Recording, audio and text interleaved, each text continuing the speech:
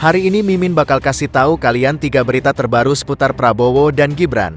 Silahkan simak baik-baik, inilah berita yang pertama.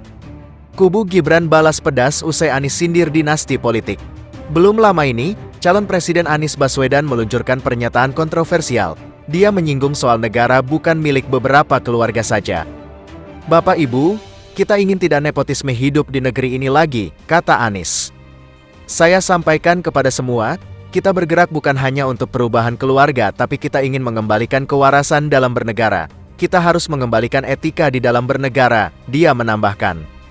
Namun pernyataan itu mengundang reaksi dari beberapa pihak, termasuk Partai Koalisi Indonesia Maju yang mengusung Prabowo Subianto dan Gibran Rakabuming.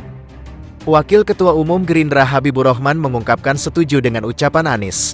Namun dia juga mengingatkan agar mantan Gubernur DKI Jakarta itu tidak hanya mengumbar jargon saja dan harus diperjuangkan.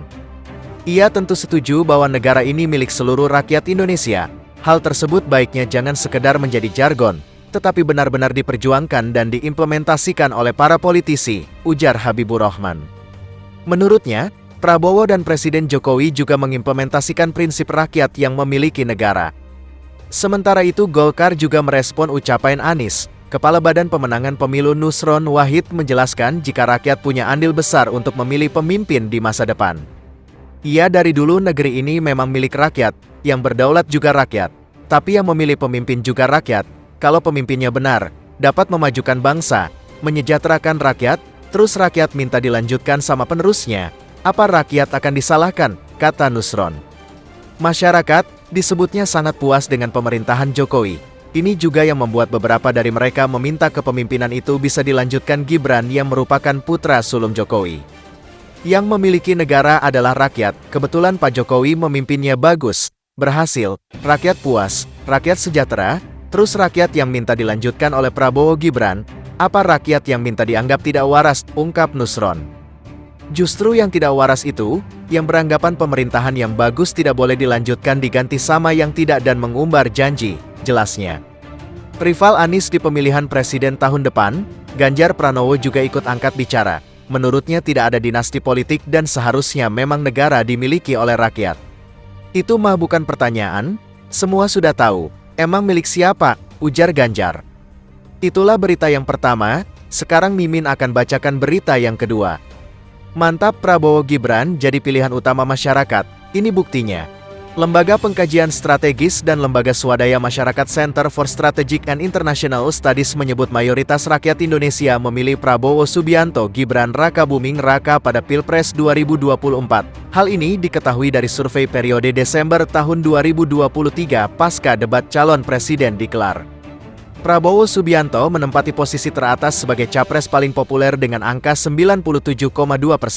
Sedangkan capres dengan popularitas terendah disematkan kepada Ganjar Pranowo dengan angka 91,1%. Menurutnya, survei tersebut juga merekam alasan masyarakat memilih calon presiden dengan pertimbangan jujur atau tidak korupsi, merakyat, dan tegas atau berwibawa. Mayoritas pemilih menginginkan capres berlatar belakang militer yang dinilai mampu bersikap tegas, terangnya. Dari ketiga pasangan yang ada, Prabowo Gibran adalah satu-satunya capres dan cawapres yang belum pernah disebut dalam sidang korupsi. Demikian pula Mahfud MD. Sedangkan Ganjar Pranowo pernah disebut dalam sidang korupsi IKTP. Demikian pula Muhaimin Iskandar dalam kasus sidang korupsi Kardus Durian di sidang Tipikor Menaker Trans pada tahun 2011. Tingkat elektabilitas Prabowo Gibran pasca debat capres. Dari hasil survei ini mendapat dukungan 43,7% dari seluruh provinsi di Indonesia, disusul Anies Muhaimin 26,1% dan Ganjar Mahfud 19,4%. Sedangkan penilaian publik terhadap debat cawapres menempatkan Gibran dan Mahfud MD yang sukses dan menguasai materi. Masyarakat sangat antusias dan mengharapkan dalam debat capres dan cawapres berikutnya untuk mengubah pilihan atau menentukan pilihannya. Artinya rakyat mulai aware dan ingin membuktikan informasi hoaks dan hate speech di media sosial tentang capres dan cawapres, katanya. Hal ini memungkinkan salah satu capres dan cawapres menjadi naik melejit dan memungkinkan menjadi drop setelah performa di debat kurang baik. Itulah berita yang kedua, sekarang Mimin akan bacakan berita yang ketiga. TKN sebut Gibran paham cara atasi masalah pendidikan dan ketenaga kerjaan di Indonesia. Gibran Rakabuming Raka memiliki pemahaman tentang cara mengatasi masalah pendidikan dan lapangan pekerjaan di Indonesia. Gibran paham bahwa kunci kemajuan peradaban adalah sumber daya manusia yang mumpuni. Gibran menguasai data dan persoalan link and match antara kesempatan kerja, kurikulum pendidikan, dan ketersediaan tenaga kerja. Gibran dinilai sering terlibat dalam berbagai inovasi dan kolaborasi dunia ekonomi kreatif serta teknologi yang membutuhkan tenaga kerja yang sesuai. Mas Gibran sangat paham bahwa visi Indonesia Emas dalam hilirisasi dan energi tidak akan terwujud tanpa kepastian antara peluang dan kesiapan. Gibran memiliki data yang komprehensif tentang peluang dan tren global pada masa depan. Hal ini merupakan strategi Gibran dalam meningkatkan kualitas pendidikan di Indonesia.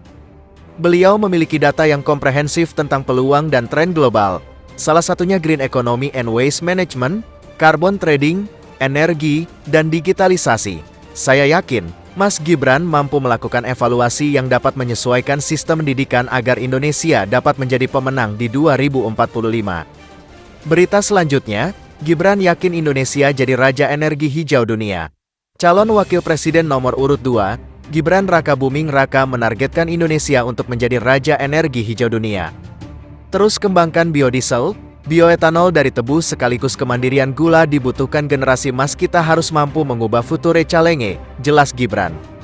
Saat ini, lanjutnya, dalam mendorong keberhasilan cita-cita tersebut, salah satunya melalui pemerataan pembangunan agar perputaran ekonomi bisa merata. Pemerataan pembangunan itu wajib, sekarang investasi sudah ada 53%. Pembangunan IKN berkelanjutan akan membuka titik akses dan juga konektivitas sekaligus membuka lapangan kerja, lanjut Gibran. Sementara itu, calon presiden nomor urut 2 Prabowo Subianto yang hadir bersama Gibran berharap agar debat Cawapres 2024 dapat berjalan dengan baik. Masyarakat, kata Prabowo, akan mengambil keputusan yang baik demi kemajuan Indonesia. Kita berharap dan kita yakin bahwa pemilu akan berjalan dengan baik, damai. Rakyat akan ambil keputusan yang baik, Indonesia akan maju, harap Prabowo. Debat perdana Cawapres kali ini mengusung tema ekonomi kerakyatan dan digital, keuangan, investasi, pajak, perdagangan, pengelolaan APBN APBD, infrastruktur, dan perkotaan. Dalam debat tersebut, Gibran Rakabuming Raka juga menggarisbawahi kebutuhan sumber daya manusia, SDM, generasi muda untuk menuju Indonesia Emas. Menurutnya untuk menuju tahap kemakmuran Indonesia tersebut, dibutuhkan pula generasi emas yang harus mampu merubah future challenge menjadi future opportunity. Kita harus punya future talent yang dilengkapi future skill, jelas Gibran. Oleh karena itu, Gibran meyakini hilirisasi digital adalah sesuatu yang perlu digejot dalam kemajuan bangsa. Ia berkomitmen akan menyiapkan anak-anak muda yang ahli dalam bidang digital untuk menyokong hal ini. Kami akan siapkan anak-anak muda yang ahli artificial intelligence, AI, ahli blockchain, ahli robotik, ahli perbankan syariah, ahli kripto, tegas putra Presiden Joko Widodo. Jokowi itu, ujar Gibran. Narasi besarnya di sini adalah keberlanjutan, percepatan, dan penyempurnaan.